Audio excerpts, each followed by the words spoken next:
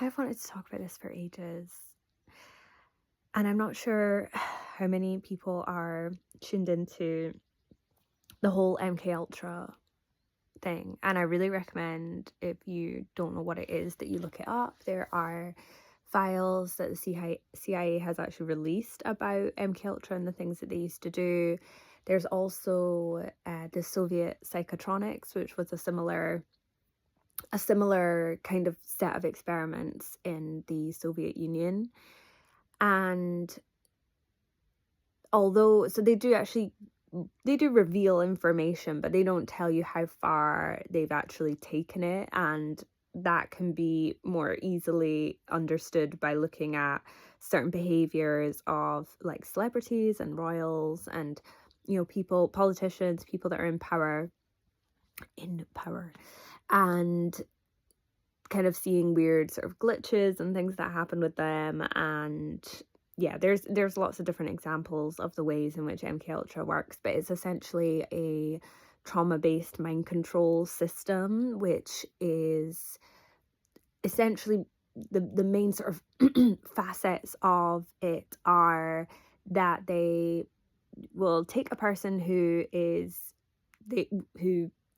requiring for larger agendas to be controlled, and they will apply them with an insane amount of psychedelics, and they even admit this in the papers that were released, that they had people hooked up to drips of LSD for hundreds of days. And so they will apply people with a huge amount of psychedelics in order to open up their consciousness, and from there certain commands will be issued. They also will use extreme forms of violence and sexual violence against people to harness control of their mind. And if you've ever been in an abusive relationship, it's similar to that. There's definitely crossovers, and on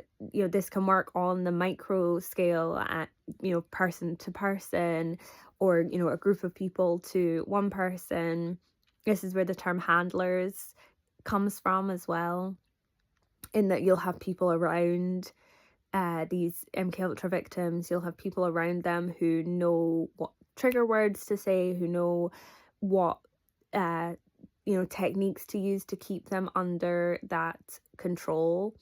And yeah, there's there's a lot that I could go into, but what I really wanted to talk about was many years ago now, when I was doing a lot of research into MK Ultra. And one of the reasons why I was so fascinated by it was because I could see aspects of myself within it, and it completely fascinated me. So I did like hours and hours and hours and hours of research on it. I watched hundreds of videos about it, documentaries, etc. And in sort of sifting through YouTube, and this was when YouTube was not as heavily censored as it is now, I came across a video, and I was with my friend, and because he was very interested in this stuff as well, and we were kind of the only two people out of everyone that we knew who were actually interested in this kind of alternative stuff. And we came across this video, and there was like there was a collection of videos which are all titled the same, and I don't know who put it out there. I don't know if it's still available on YouTube now, but these were videos that were actually used in MK Ultra programming, which kind of sounds a little bit far-fetched, or a little bit like, surely not.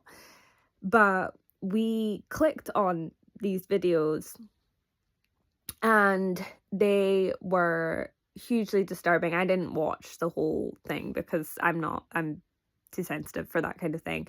And but my friend actually watched the whole thing, and it was the parts of it which I saw were you know, the old kind of 50s style adverts with the dial tones and the numbers counting down, and then they would flash these numbers counting down on the screen, and then they'd have this woman doing this dial tone thing, and it would all be intercut with videos of animals being slaughtered, like mass slaughterings of animals, and also images of strawberries, which is interesting if you think about the Beatles and their references to strawberries, and, you know, these bands of that sort of 60s kind of time frame, which were, there's a lot of evidence to suggest that a lot of that movement was invoking MK Ultra sort of MK Ultra programming within it.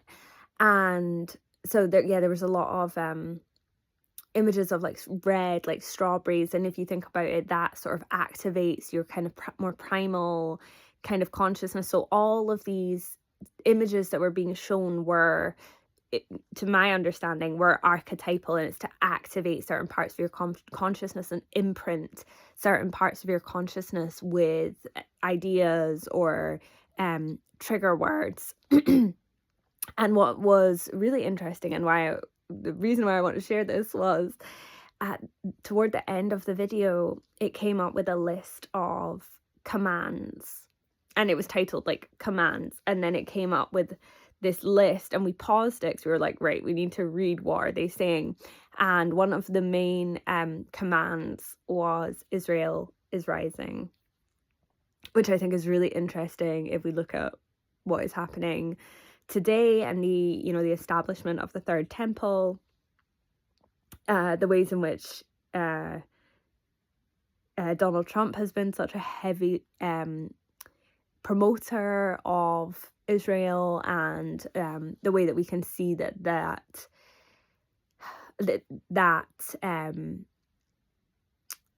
sort of form of empire is being really pushed to the front at the moment.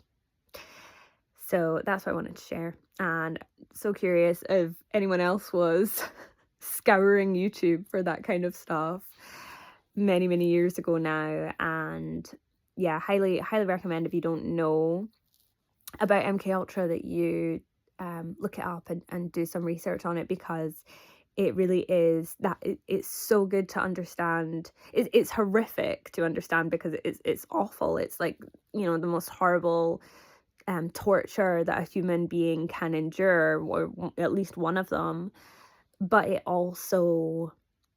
shows you how sophisticated mind control is, and it shows you how kind of well developed these mechanisms of control actually are, and how they use them on individuals, but how they can also use them collectively. And also researching Soviet psychotronics as well, that's also a really good way to see the extent to which mind control is used on the population, and to understand it's occult. It's all about the hijacking of our spirit, our soul, our consciousness. This is not just you know, it's very esoteric, and yeah, it is utilized by people who consider themselves to be magicians. So thank you for watching, and yeah, as always, love to hear the feedback.